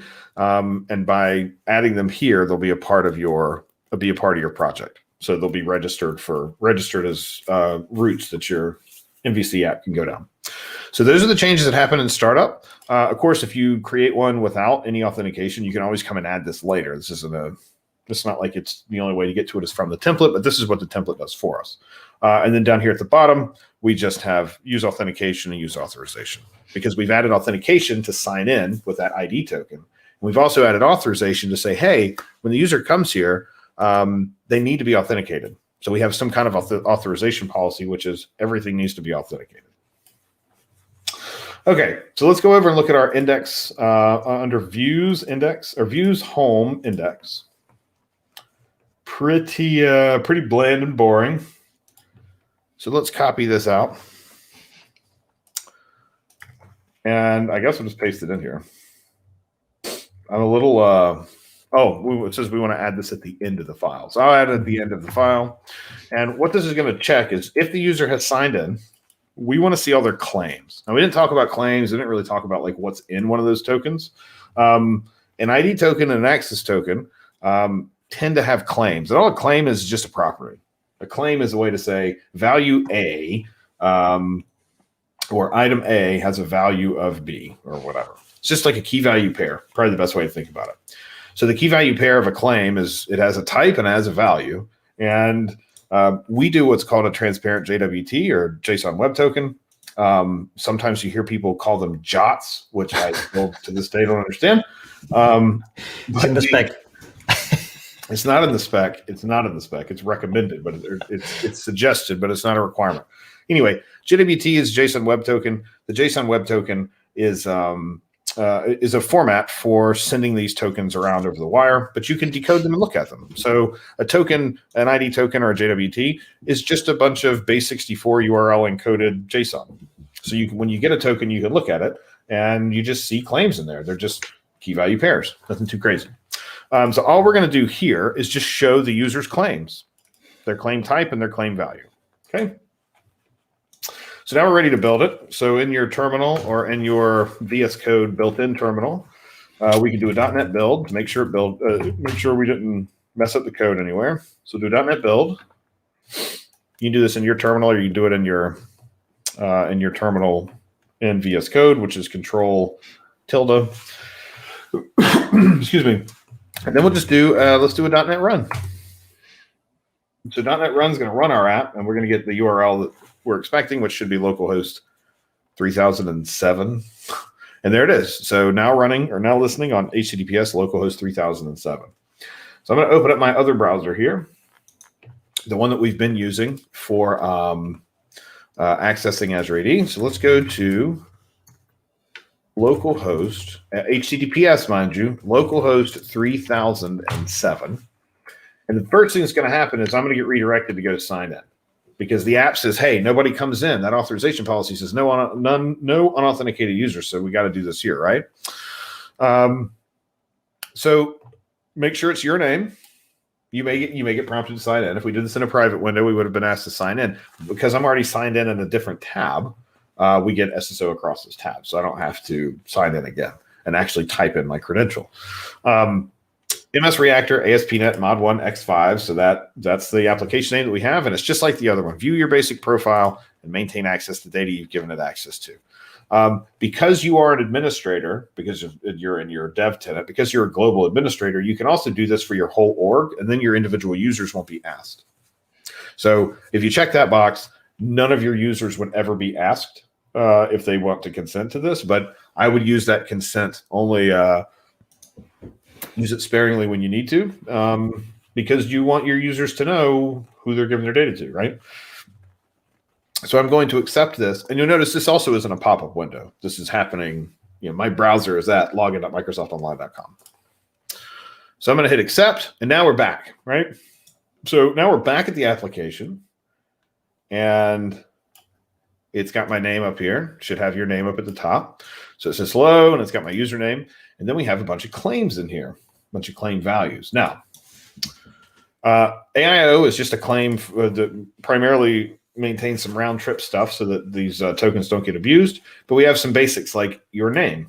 So this is my display name. This is what you would maybe put up in the corner or whatever. Your object identifier is here. So this is my user's object ID. Now, we'll talk about object IDs here in a moment, but the object identifier is a way to know who a user is across applications within an organization. So if you need to know, it's correct. It's their immutable identifier across the organization, not just within the application, a single application. Then we have the name identifier down here at the bottom. Now the name identifier is the subject, and this is specific to this application and user.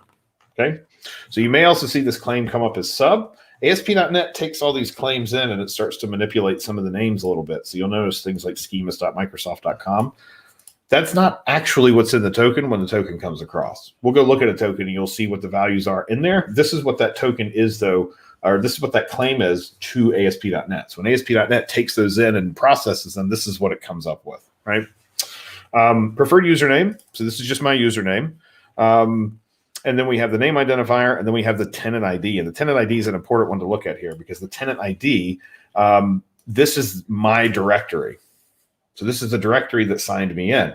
Now, it's key to note here, when we look at in a single tenant app, it'll always be the same tenant ID because I can only sign in from one tenant. When it's a multi-tenant app, however, things are different because I could sign in, and Christos at Microsoft could sign in, and Joe at Joe's plumbing shop could sign in. Anybody in Azure AD could sign in. And so that tenant identifier, this tenant ID claim, this becomes sort of the main key to know what organization is this user a member of. So the tenant ID claim is very, very important. And if you're not using .NET, that'll be the TID claim. Okay. Let's get back over here to our stuff. So we did a .NET build. We did a .NET run. Cool. Go to localhost. See, this is telling us to go to localhost 5001. These URLs are all jacked up in here. But don't go to localhost 5001. I mean, I don't know, because we changed it to 3007. So correct. Yep. So we signed in using a work and school account from your Azure AD directory. Now, what's interesting is that some of the things that we see over here do not match. Excuse me. They have they have a whole lot more claims in here than I do, right? Mm-hmm. And if you were watching a minute ago, when we did that consent, it made a note of basic, right? It said basic. Yep. Now, some of that's because these templates have changed a little bit, but when we signed in, it said this app wants to receive basic information about you. So we've got this thing called the user profile. We can read the user profile, but we can also read the absolute basics of the user profile, which in this case is really just my object ID and my name and my UPN. So my assumption, if we go back to our code and look, let's go back to our code and see, for some reason we ended up with a basic sign-in as opposed to a normal sign-in or a normal ID token. So let's see. I think that may just be that the code has changed. The underlying code has changed, and that because I don't think we didn't actually configure that anywhere in here. No, pretty sure that the code has changed. So let's go do one more thing before we get back to the module itself.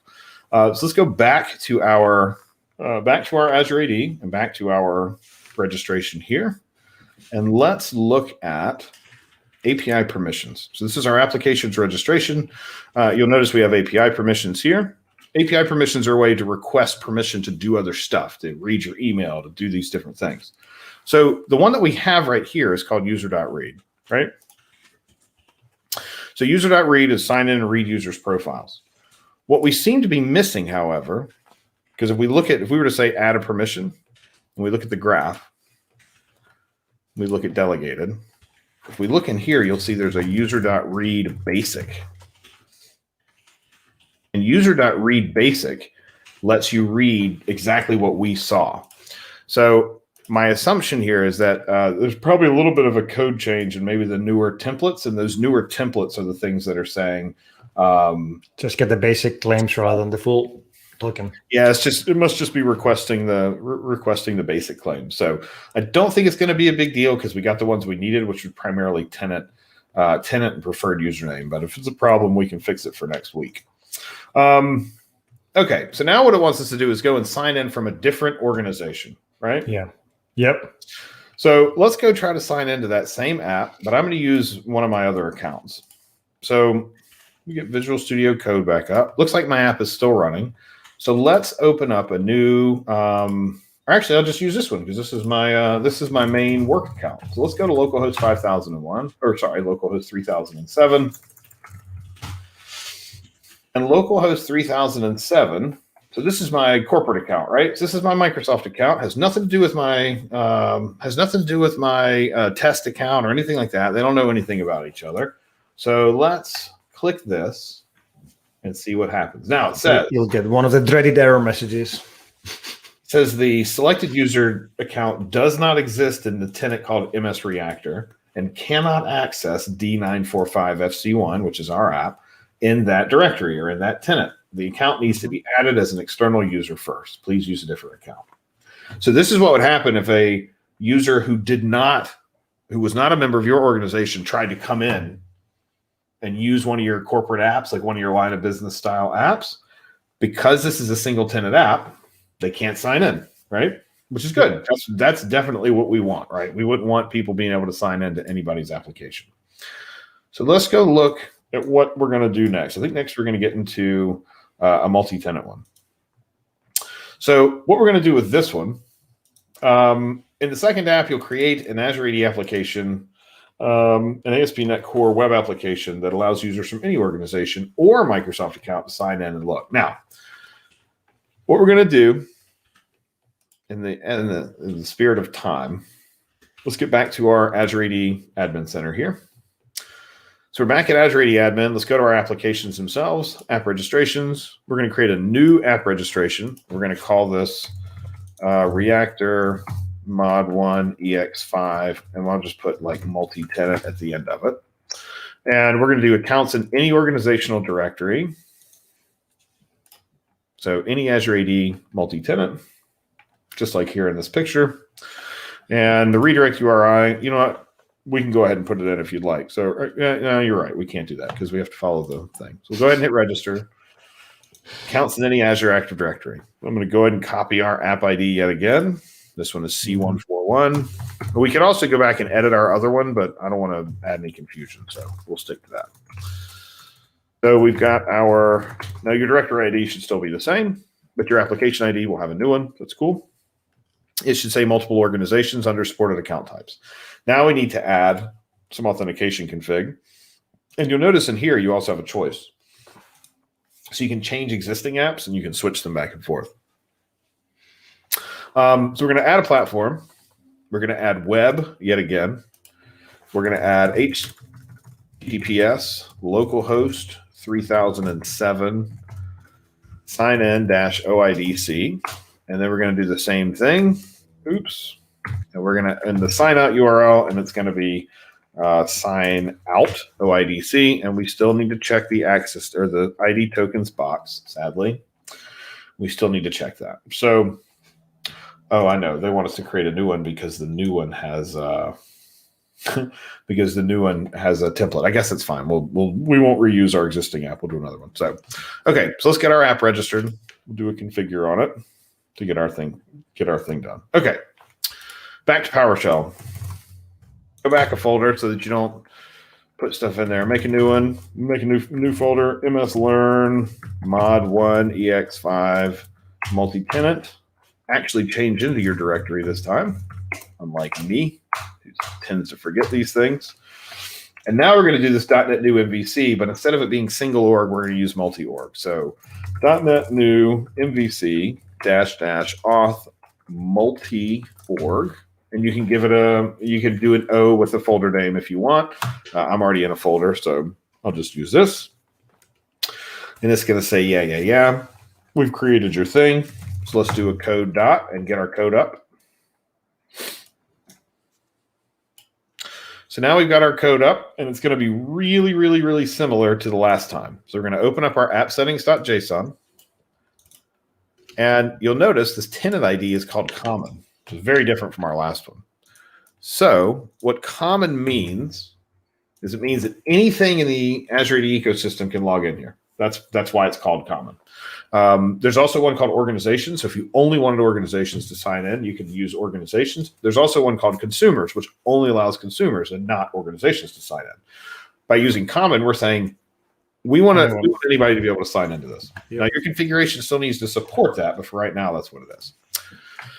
So let's take our client ID, and our client ID is our application registration that we had earlier. So the one that we just created. And we're going to take that client ID. Mine was C141. We're going to paste that in here.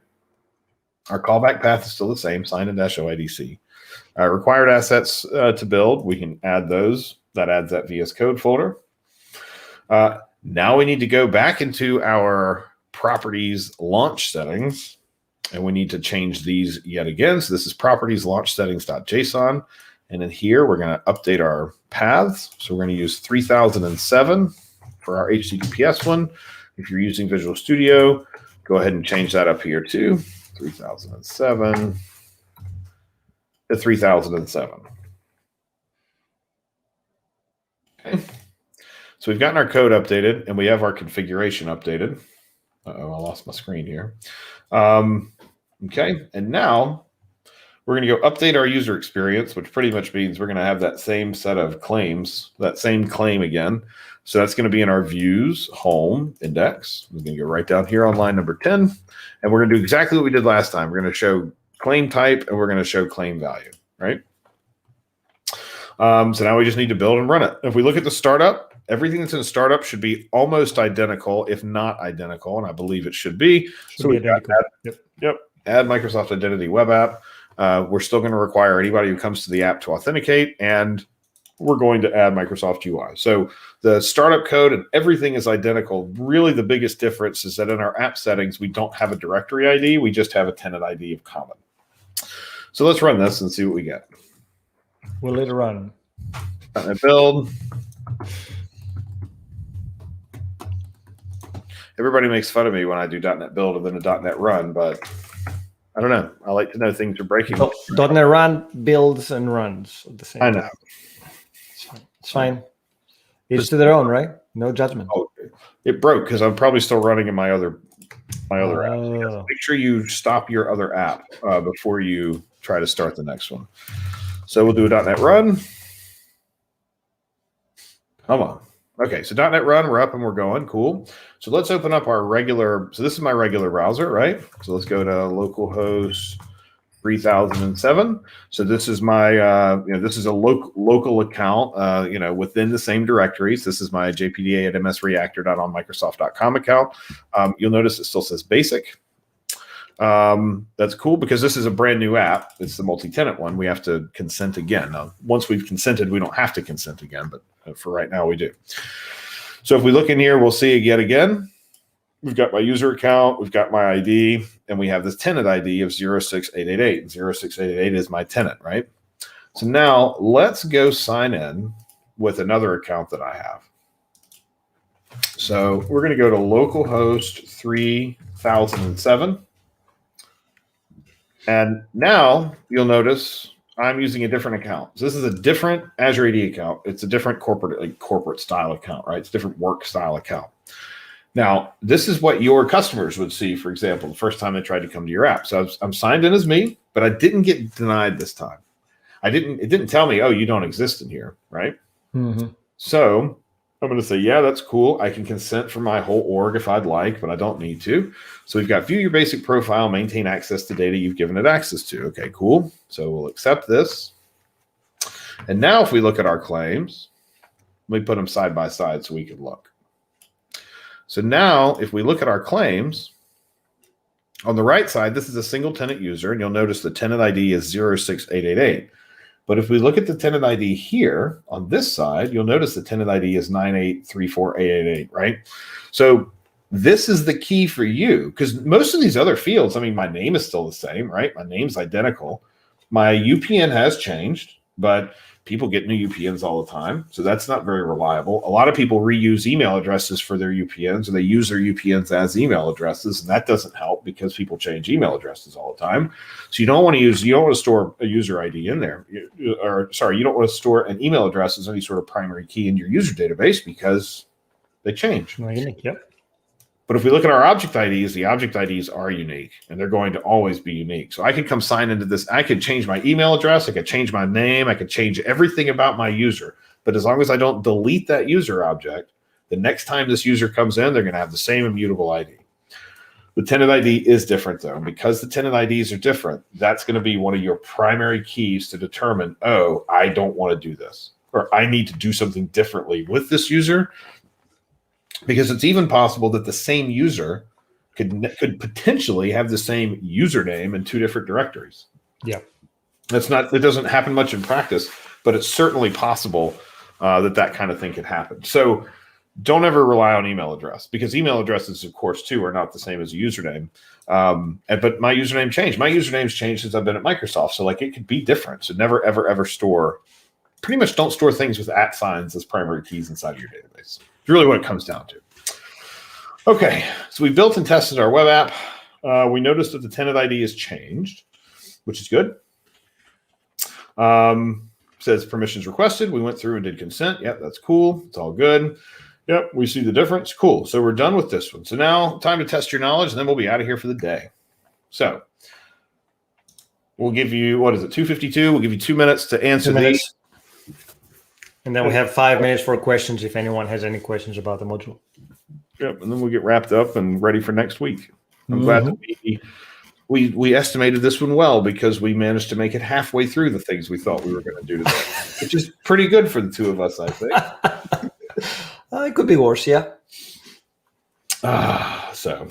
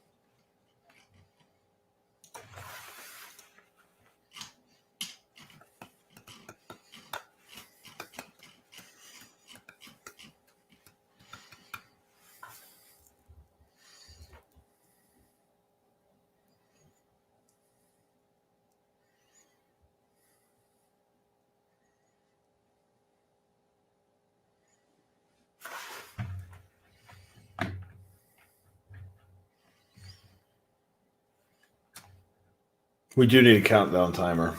That would be helpful. I don't know how to. I wish. We got to find one.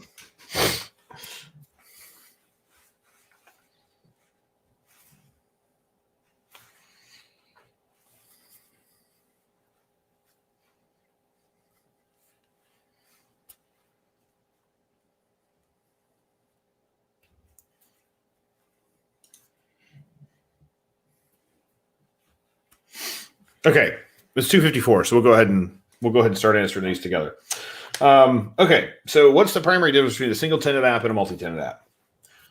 So say our first choice: single tenant apps reserve the name of the app across all Azure AD directories, while the name of a multi-tenant app can be used in multiple Azure AD directories. That's it's an interesting choice. We didn't really talk about names at all, and names can be completely arbitrary, so it's not that one. Yep. Single tenant apps can only be used in one tenant, while multi-tenant apps can be copied into multiple Azure AD directories. Okay. Yeah.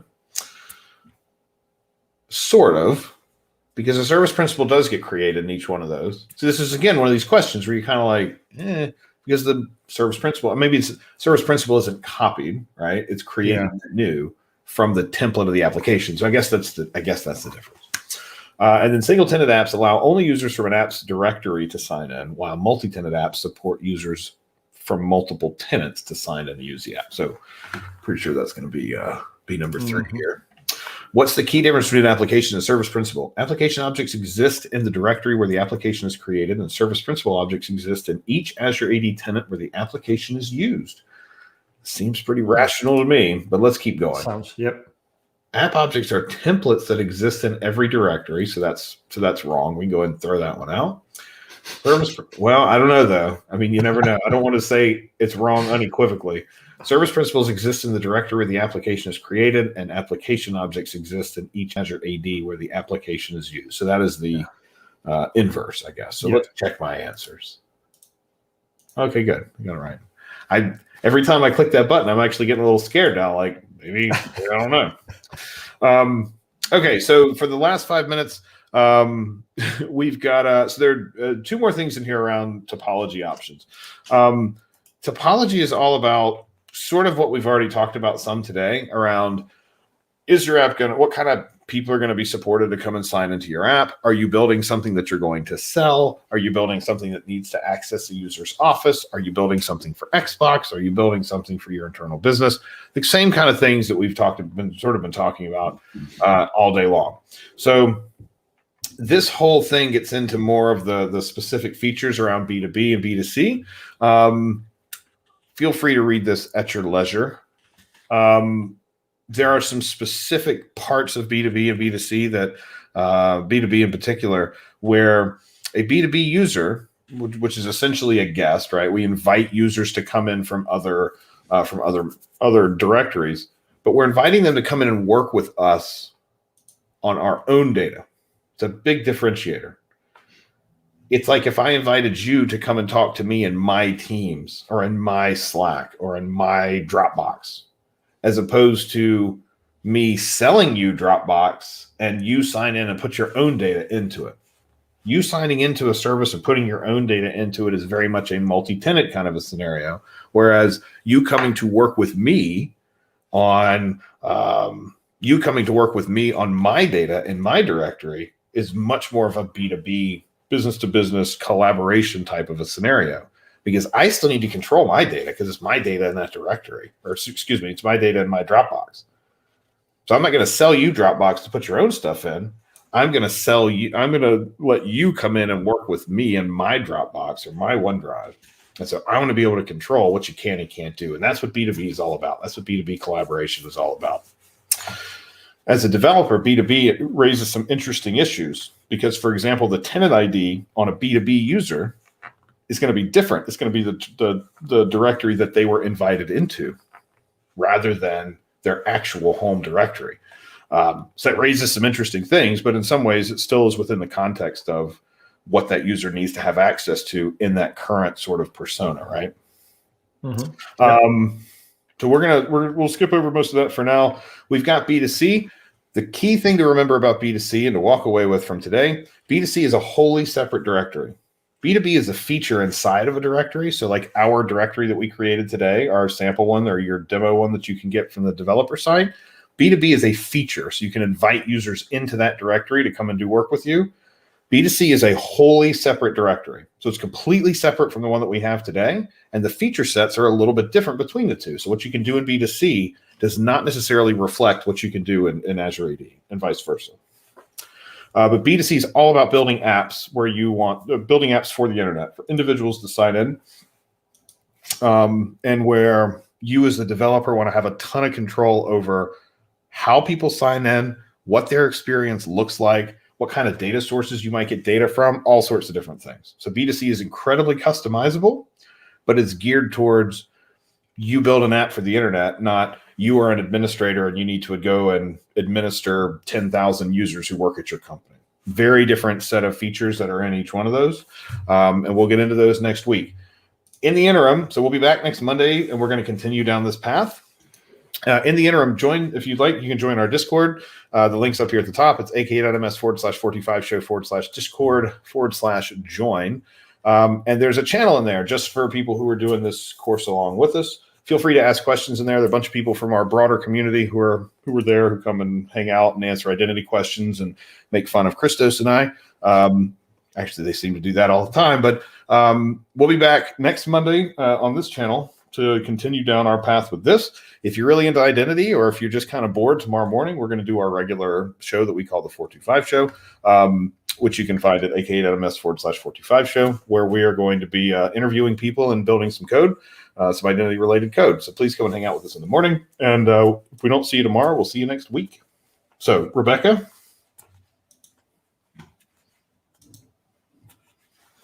Uh-oh. Did we lose Rebecca? She's still here? Technical issues, maybe? Okay, I'm here. You're back. I'm here. Well, we can't hear you. It wouldn't let me. Can you hear me now? You're back, but you're still muted. We can see you, but we can't hear you. Weird. Okay, hang on. We can hear you and see you now. You can? Okay. Can you hear me now? Yes. Okay, awesome. I So thank you guys so much. Sorry, this is the first session that You tell I me what she's saying personally run afterward. on StreamYard. So playing with all the features and everything like that. So thanks for your patience, everyone, as well, on this. It's a lot better than Teams. Some other sessions that we've run in the past, a little more fun. So as discussed in the chat earlier, we have the upcoming March 15th session, same time, same place, next Monday. Just check out, there's a different join link. So whichever avenue you came through, whether it was Meetup or our website, definitely check that out. We also have a few other places that you can visit that are Microsoft Reactor. You've got our YouTube channel, which I dropped in the chat as well. You've got our main website, which has all of our calendars, everything listed. You can see us on Twitter. We always are posting interesting and upcoming events there. And we also just recently started a monthly newsletter. So if you don't belong to that, it's a great resource. It targets your local events. You tell them where you're coming from, and it'll give you a region of events happening within your time zone. So definitely worthwhile to check out. And then last but not least, we had a survey that I dropped into the chat just a little while back. The event code for today was 13128. Just if you have the opportunity to fill that out, submit that, that would be fantastic. Really appreciate that. And then just circling back here for a moment, just wanted to say thank you so much to JP and Christos. Really appreciate you all coming onto the station today and giving us your time. 2 hours is a lot to ask for, so I really appreciate it. And then we'll be back next week. Let me just take a quick peek at the chat. Most sessions, that's great. Okay, cool. Make sure to join us on Discord. All right, yeah, definitely check out their station, 425 show. That's awesome. It's lots of laughs. I am not a technical person. I'm an event person. And I was just laughing the whole time. I had no idea what they were talking about, but it's hilarious. And at the wrap Is of that that, a good thing or a bad thing? I don't know. no, it's great. It's great. You guys, the banter is real. The banter is real on that station. It's wonderful. And they have some really interesting people that pop on too and help out as they cover a lot of interesting material. So everyone, at that note, I think we'll call this a wrap. Thank you, everyone. Take care. Really Thank appreciate you. it. See ya.